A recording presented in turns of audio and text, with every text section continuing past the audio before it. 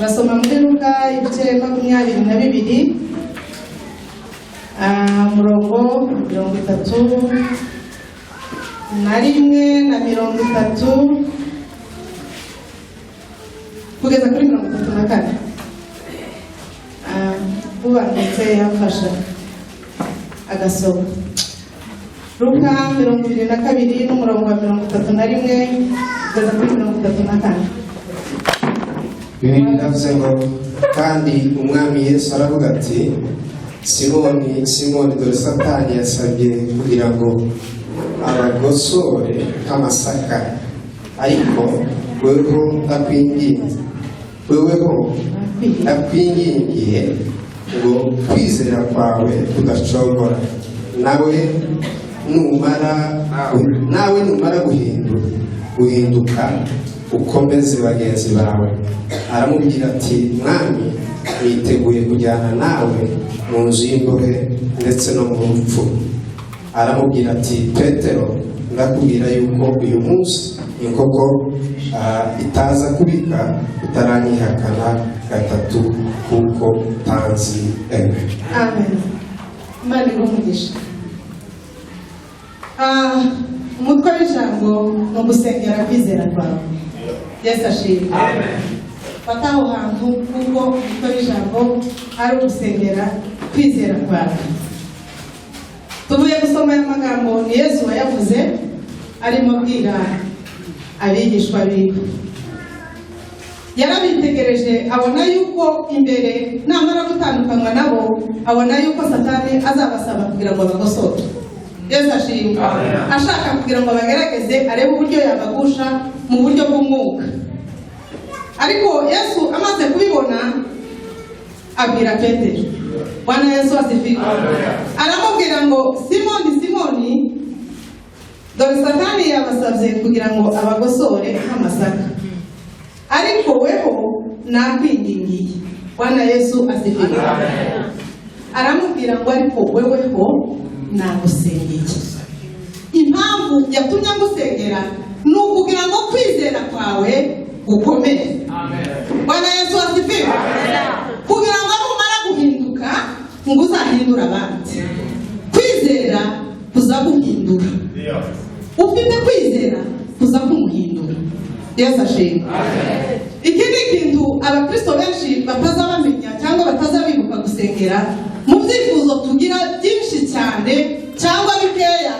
Ni bake cyane bashobora gutekereza gusengera kwizera kwawe. Yesu ashimwe. Naje kukwibutsa ngo ugomba gusengera kwizera kwawe. Niba Yesu yarafashe umwanya agasengera kwizera kwa Petero kandi yaragendanye nawe yarabanye nawe akabona ibintu yakoze, yaramubwiye agazanda ku murongo wa 32 aramubwira ngo wowe nagusengeye ngo kugira ngo numara guhinduka ukomeze abandi. Petero ntiyazumva. Petero ntiyigeze azumva kubera yuko yumvaga totezuka mu mugambi wo gukurikira Yesu. Mana ishimwe. Yumvaga kwizera kwiwe guhamye, yarebye ibitangaza Yesu yagiye akora, areba imirimo yakoze, areba uko bagendanye, abona nta kintu coza ngo kimumukureho. Yesu ashimwe. Haleluya. Tiyigeze abitekereza ngo abyumve. Nico cyatumye amusubiza aravuga ati uzi n'ibindi njyewe niteguye no kujyana nawe mu nzu y'imbohe ndetse no kugupfira. Bigaragaze ko batigeze abyumva. Yesu ashimwe. Haleluya. Tiyari yigeze abyumva ntabwo yabishikiraga kuko yumvaga bitoshoboka. Yamubwira ngo njyewe ngumunde niteguye ndetse no kujana nawe mu nzu y'imbohe no kugupfira. Yesu ashimwe. Ariko Yesu abona ko atabyumvise. Aramubwira ngo mu kanya gatoya gusa uyu munsi ngoko kiza kubika utaragihangana ijoro 3. Mana ishimwe. Haleluya. Petero ntabwo yabyumvaga. Impamvu Yesu yasengeye Petero akamwingingira nuko abigishwa bose bazaga bareba Petero bakamubona mu imbaraga. Yesu ashimwe. Abandi basaga bose bari bakurikiye Yesu ariko bareba Petero bakabona we yaramwumvise cyane, yaramumenye cyane, bakabona ni nkawe bari begamiye, bakabona ko atosubira inyuma, imbaraga zabo zari zishingiye kuri Petero. Yesu ngo amare kubibona kuko atabwirwaga iby'abantu, kuko yarebaga mu mitima y'abantu, afata umwanya asengera kwizera kwa Petero. Manshi, haleluya, haleluya. Jya wibuka gusengera kwizera kwawe. Ntabwo urabona ibintu bihagije cyane bikomeye birenze ibyo Petero yabonye. Yesu ashimwe. Ntabwo wabonye ibitangaza bikomeye cyane ibyo wumva kenshi n'ibyo dusoma, ariko igihe cya Petero iwe yabibonaga live. Yesu yakoraga ikintu bari kumwe, akareba ibintu bikorwa. Mana ishimwe, haleluya. Ariko Yesu ngo amwitegereze, abona kuko ashobora kuzahura n'igihe kikamusubiza inyuma, aramusengera, asengera kwizera kwe. Mana ishimwe, mu byifuzo ugira uzabibuka gusengera kwizera kwawe, kuko ubuzima budafite kwizera nta cyerekezo buba bufite. Yesu ashimwe. Ubuzima bw'umuntu ntibwubakiye ku bwenge bwe, ntibwubakiye ku cyubahiro cye, bwubakiye ku kwizera kwe. Mana ishimwe, haleluya. Kwizera ni amaso azabona kure. Yesu ashimwe. Kwizera kuza kubona inyuma y'ibihe, ukabona igihe. Yesu ashimwe. Kwizera kuza kurenga ibi tureba, ukabona ibindi biri inyuma y'ibi. Rero iyo udafite kwizera nta cyerekezo uba ufite, ubuzima bwawe buba busa ko udafite aho bushingiye, buba busa ko udakomeye. Yesu aduha umugisha. Haleluya. Petero uyu nguyu igihe Yesu yigeze kwicaza abigishwa, ngira ngo ni muri Matayo ni ibice 16 umurongo wa 18, 14-18, aho ngaho yigeze kubabaza, arababaza ati se ko tuzabana namwe, ko tuzakumenana namwe, abantu baza banyitande. Yesu ashimwe. Abantu baravuga, abigishwa baravuga, bamwe ati uri Eliya, abandi bati uri Yeremiya, abandi bati uri wa byinshi abahanuzi. Ariko Petero arahishurira. Yesu ashimwe. Aravuga ngo uri Kristo, umwana w'Imana ihoraho. Bwana Yesu asifiwe. Amaze kuvuga gutyo, Yesu aravuga ati kuva none uri Petero, ati kandi kuri wewe nzubaka itorero. Iryo torero nzubaka, imiryango y'ikuzimu zizarinyeganyeza. Abivuga gutyo mu iteraniro ry'abigishwa, abigishwa bamwumva. Yesu ashimwe. Nicyo gituma navuze ngo bajyaga bareba Petero bakamubonamo imbaraga. Haleluya. Yesu nawe ngo abona kuko basa n'abashingiye kuri Petero, kandi yahoraga babwira ko igihe kizagera akagenda akabakurwamo. Aravuga ati ngomba gufata umwanya ngasengera kwizera kwa Petero, kugira ngo namara gukomera azahindura. Mana ishimwe. Cyatumye Yesu abikora nuko yari azi kuko igihe cye cyari kigiye kurangira, kandi yari agiye kubatuma mu isi kugira ngo bagende bahindure abantu. Iyo atabikora ahari simbizi, ntabwo ariko Bibiliya ivuga, nta nubwo nabibonye no muri komanteri, ariko niko ntekereza wenda minisiteri ya Yesu yari guferinga, ubutumwa bwiza bwari gukwira isi. Ariko icyatumye amusengera Yesu ashimwe, kwari ukugira ngo akomere, hanyuma akomeze abandi bakora umurimo wo guhindura isi, ubutumwa bwiza butugeraho buri munsi. Mana ishimwe. Haleluya, haleluya. Kwizera burya ni ukumenya. Yesu ashimwe. Dusengera kwizera. Ese uzi gusengera cyangwa tuza kwibuka mu byifuzo bwiwe? Ni ngombwa ko ugomba gusengera kwizera kwawe. Ushobora guhura n'icyangamoto, ushobora guhura n'ibintu bikomeye, ushobora guhura n'intambara zigatuma kwizera kwawe kunyeganyega, kwizera kwawe kudashikamye, kudahamye, ubuzima bwawe niba bufite icyerekezo. Mana tubabarire.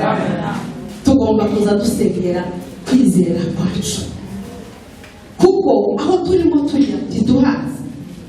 Umuntu akamenya aho avuye, ukamenya n'aho ugeze, ariko imbere ntabwo tuba tuhazi. Ikiza kituyobora kuhagera ni ukwizera. Muri uru rugendo twatangiye kuja mu ijuru. mu Baheburayo 11 n'umurongo wa 11 uzovuga ko kwizera no kumenya. Bwana Yesu asifiwe. Burya wizeye ukamenya. Bwana Yesu asifiwe. Uzugira n'ibyiringiro nubwo wahura n'imirago, kuko uzi ngo nyuma y'ibi hari ubuzima, kuko uzi ngo nyuma y'umuraro hari ubundi bwiza, kuko ufite ibyiringiro nuko kwizera no kumenya neza kuko uzabisohokamo, uzugira n'ibyishimo. Bwana Yesu asifiwe. Kwizera kuza kubyara kumenya kukabyara ibyiringiro. Izo byiringiro ntabwo bishobora kugukoza isoni kuko bifite inkomoko mu kwizera. Bwana Yesu asifiwe. Haleluya, haleluya, haleluya. Hari umuririmbyi w'indirimbo z'igiswahili yaravuze ngo na imani inashinda hali zote inaruka juu ya mambo yote, niliye dhaifu sitaofuka kwa kuwa Mungu ananiongoza. Twende kwa kushinda, twende kwa kushinda kwa damu yake Yesu. Twende kwa kushinda, tegemea Mungu anatuongoza. Na kwa imani twende kwa kushinda. Haleluya! Na imani inashinda hali zote. Yesu ashimwe. Kwizera kuza gutsinda igihe icyo ari cyo cyose, kandi kuza kunyura hejuru y'ibihe kugatsindira igihe cyiza. Imana ishimwe. Kuko kuza kuturemera ibyiringiro byo kubaho muri ubu buzima ubundi no mu bundi buzaza. Yesu ashimwe. Haleluya, haleluya. Petero nako Yakobo aravuga ngira ngo ni kuri 1 no kuri 6 no kuri 7, aravuga ngo niba usaba usabe wizeye. Umuntu utizera igihe cyawe uzaba gitangaje. Nta kintu ushobora kwakira kivuye ku Mwami Imana niba udasenze wizeye. Kuko umuntu utizera Bibiliya ivuga ngo ntashobora kunezeza Imana. Icya kabiri, umuntu utizera ntahama hamwe ngo bameze nk'umuraba ujangwa hirya no hino. Ese uzusengera kwizera kwawe? Mu byifuzo ugira uza wibuka gusengera kwizera. Bwana Yesu asifiwe. Hari impamvu ituma tugomba gusengera kwizera. Yesu ashimwe. Hari impamvu igutera kugira ngo uzusengera kwizera kwawe. Kuko nimwe ruzingiye mugani wawe, nimwe imbaraga zawe zose zikubiye zo mu buryo bw'umwuka. Haleluya. Ntabwo ari imbaraga zo mu bugingo zo muri uyu mubiri cyangwa y'ubugingo bwa none, ariko kuko twirangaje twakiriye Yesu nk'umwami n'umukiza, tukaba twaremeye gukurikira inzira yo gukiranuka, tuyoborwa no kwizera. Bwana Yesu asifiwe. Niyo mpamvu gusengera uko kwizera ari ngombwa mu buzima. Mu byifuzo byawe ujye usengera kwizera. Narivuze ngo hari impamvu. Reka turebe impamvu ituma tugomba gusengera kwizera. Turebere Timoteyo wa mbere ibice 4 ubangutse gusoma. Ni ibice 4 n'umurongo wa mbere. Timoteyo wa mbere ibice 4 n'umurongo wa mbere. Haravuze ngo ariko umwuka avuga yeruye ati mu bihe bizaza bamwe bazagwa bave mu byizerwa, bite ku myuka iyobya n'inyigisho z'abadayimoni. Amen. Amen. Bwana Yesu asifiwe. Haleluya, haleluya. Ndagira ngo wumvishije impamvu ituma tugomba gusengera kwizera kwacu. Bibiliya iravuze ngo ariko ku minsi y'imperuka umwuka w'Imana arabivuga yewe. Ese murabizi ko turi mu minsi ya nyuma? Murabyemera? Imana ibakugisha. Umwuka wavuga yewe ngo kuko mu minsi y'imperuka bamwe bazagwa. Abatarasengeye kwizera kwabo bazagwa babivemo. Imana itubabarire.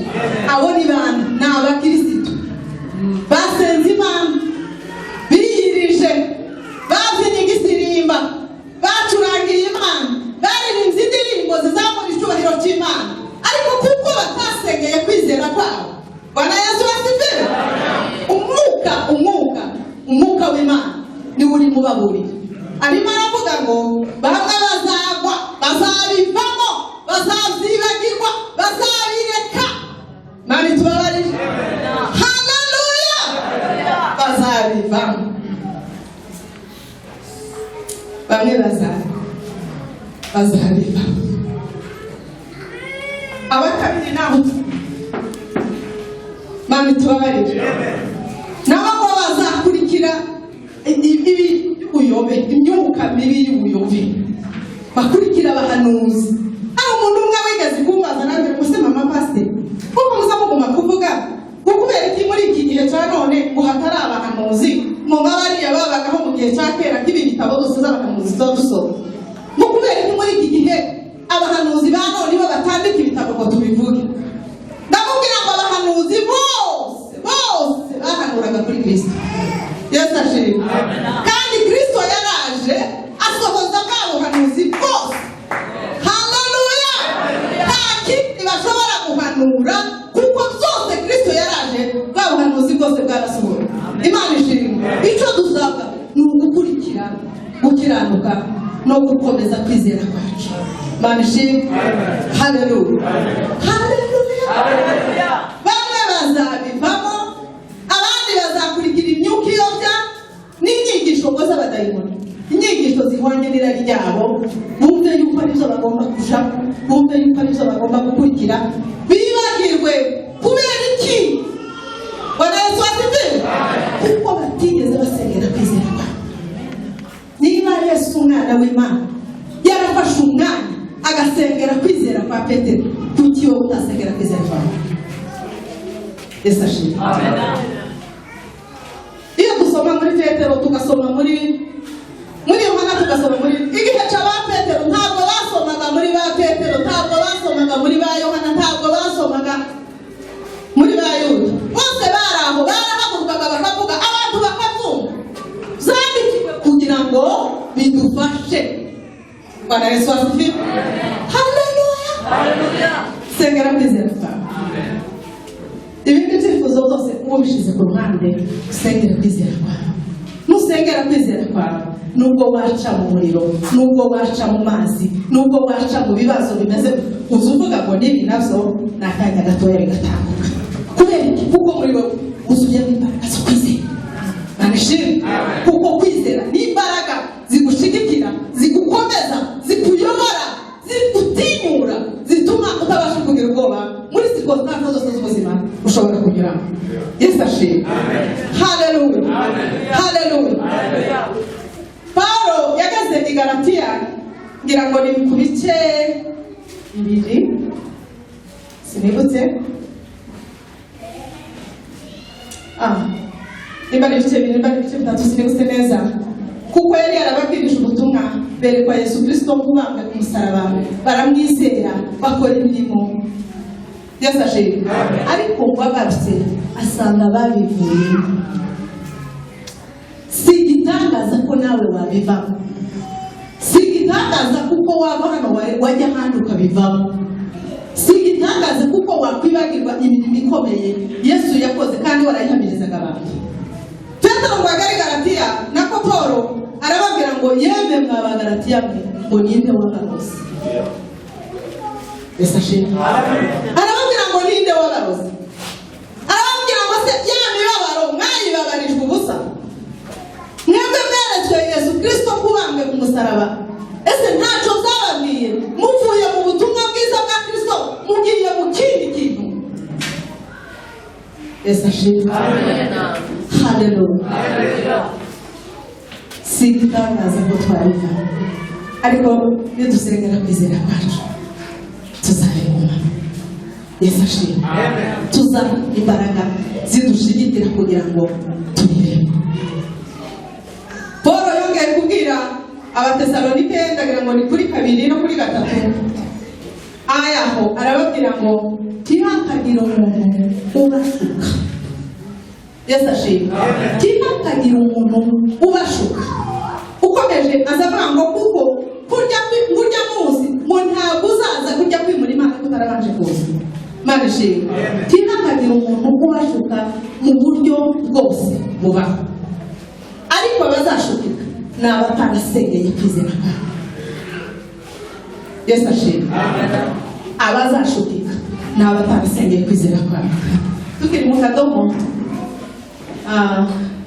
twebwe twagiraga abakristo b'Abanyarwanda gusa Abanyamulenge habagamo umugabo umwe turabana na hariya aba muri Asambwe. Umunsi umwe duteranye mbona umumama umwe araje kandi nabonaga ari umuntu nyine umaze gukomera mu byo kwizera. Hanyuma dusohoka arambwira ati mama pasiteri ngewe ibibazo nahuye nabyo ngiye kubishingukamo pe, ngiye kubishingukamo ibyo kwizera nigendere mu bindi. Ndamubwira nti urumva wambaramaje kubishingukamo? Arambwira ati bose ndumva njye nabishingukamo. Ndamubwira nti nubishingukamo tuzaba warabishingaraye. Yesu ashimwe. Nuramuka ubishingutsemo ukabivamo ukagenda ntabwo uzigera uba warabishingarayemo neza. Ariko uwabishingarayemo neza ntazabishingukamo. Kugira ngo tubishingararemo neza rero nuko dusengera kwizera kwacu. Imana ishimwe. Haleluya. Haleluya. Haleluya. Oh haleluya. Sengera kwizera kwawe kuko ni imbaraga zawe ziri zo gukomeza muri rugendo rwo kuja mu ijuru. Yesu ashimwe. Yuda yabikira bene wabo agira igice kimwe no ku murongo wa 3 yarabwiye ngo bakundwa bene data ngo niyumvisemo kuko mpaswe no kugira ngo mbibutse yuko mugomba gushishikarira ko kurwanira kwizera. Yesu ashimwe. Ngo murwanira kwizera abera ngo baguhaye rimwe gusa ngo kugeza iteka ryose. Yesu ashimwe. Kwizera twaguhawe burya njyewe yakwicara agatekereza amagambo Yesu yavuze abwira abigishwa. Yarababwiye ngo bongera kwizera ngo kungana n'akabuto ngo ka sinati. Ako kabuto sindakabona, ariko abajya batubwira ubutumwa baza batubwira ngo n'akabuto ngo gatoya cyane ngo kari inyuma y'izindi mbuto zose. Nicyo gituma nzatekereza kuko kwizera kikuba mu kunini n'ugutoya. Yesu ashimwe. Nta kunini kubaho nta no gutoya kubaho. Icyangombwa nuko kuba gukomeye ushikamye ushoye imizi muri wewe. Yesu ashimwe. Haleluya. Urumva ko kantu Yesu yageranije ngo ni gato cyane. Bivuga yuko kwizera ntabwo dufite. Njyewe reka nimvuga kwanje ariko ndakwifuriza kugira kwizera. Yesu ashimwe. Kandi muri uko kugira kwizera ujye gusengera, uzufata igihe uje imbere y'Imana ujane kwizera kwawe kakwa kundi uzujana ikindi cyifuzo ishakisho cyose ukavuga ngo ndi imbere y'Imana mfite ikibazo kimeze gutya reka ngana kibwira Imana wizera kuko Imana yagisubiza. Yesu ashimwe. Haleluya. Sengera kwizera kwawe bene data. Iki ni igihe cyo gusengera kwizera kwacu kuko ibiza bihiga kwizera ni byinshi kugira ngo biduteshure bidukure mu murongo. Imana idufashe kandi Imana iduhe umugisha. Amen.